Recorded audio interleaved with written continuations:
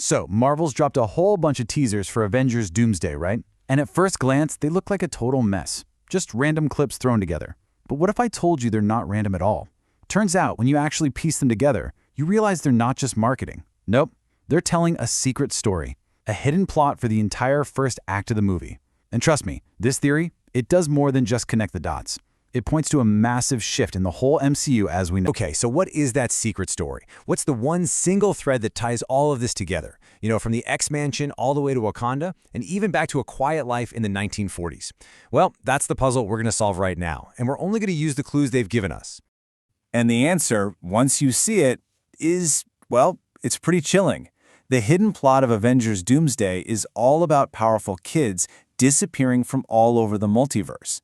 But here's the kicker. These aren't just any kids. They all have something incredibly dangerous in common. See, these are the children who, based on the old rules of the multiverse, shouldn't even exist. Their very presence is a paradox, a cosmic glitch, and that's putting a giant target on their backs. Let's just call them paradox children for now. Think about it. These are kids born from messed up timelines, or brought back from the dead, or even conceived in ways that were once, totally forbidden.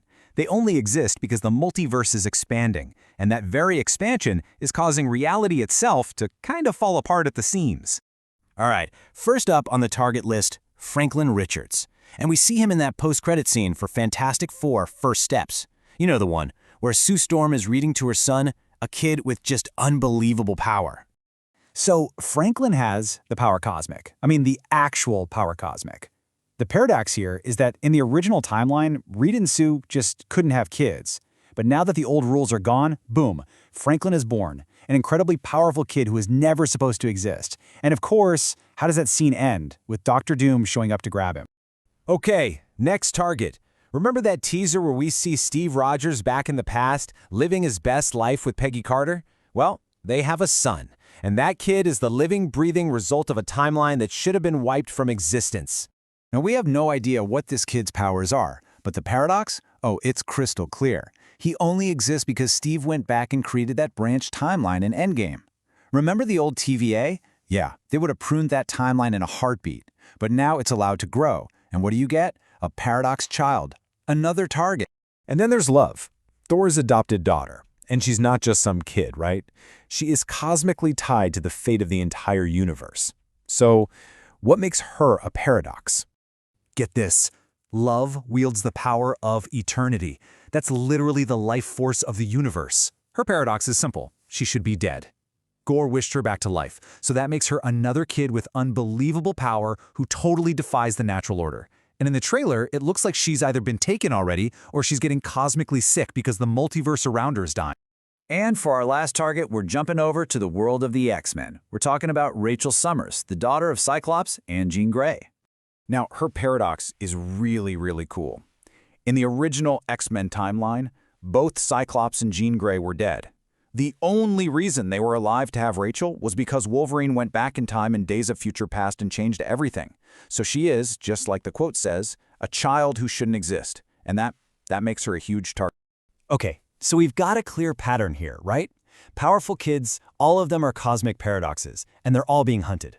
That connects them for sure, but it doesn't tell us why. So that leads us to the biggest question of all. Who's the hunter, and what in the world is their motive? And the mastermind behind this whole thing is Dr. Doom.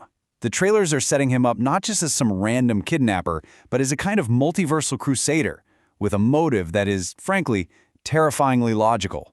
To really get inside Doom's head, you have to understand this massive shift in how the multiverse works. It's pretty simple. We went from He Who Remains' era on the left, one single sacred timeline, no branches period, to Loki's era on the right, where a multiversal tree lets all these branches and free will just grow wild. And that change is the whole problem.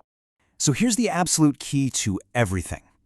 Doom sees what's happening because of Loki's choice to let free will run rampant.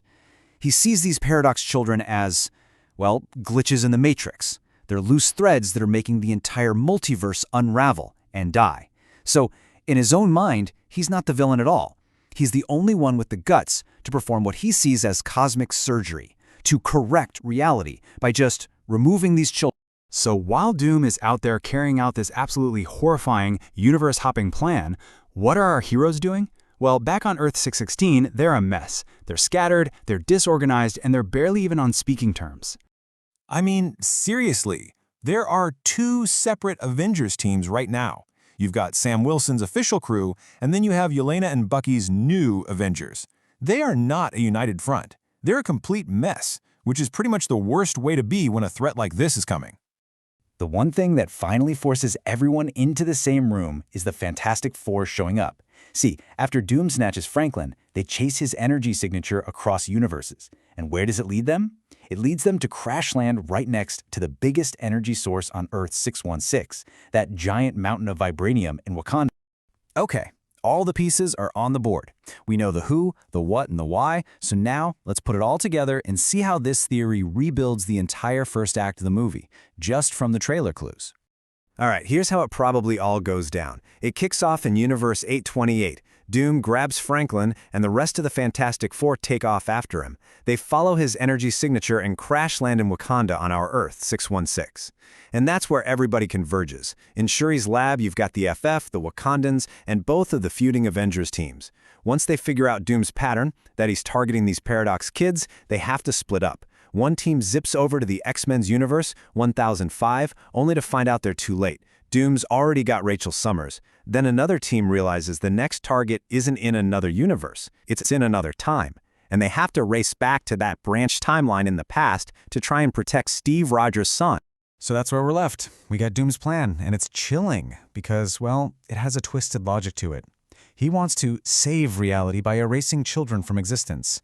But the real question, the one the whole movie will be about, is this. With the heroes totally fractured and always a step behind, how can a divided Avengers possibly hope to stop a man who truly believes he's the hero of the story? This whole thing is shaping up to be a battle over whether free will is actually worth all the chaos that comes with it.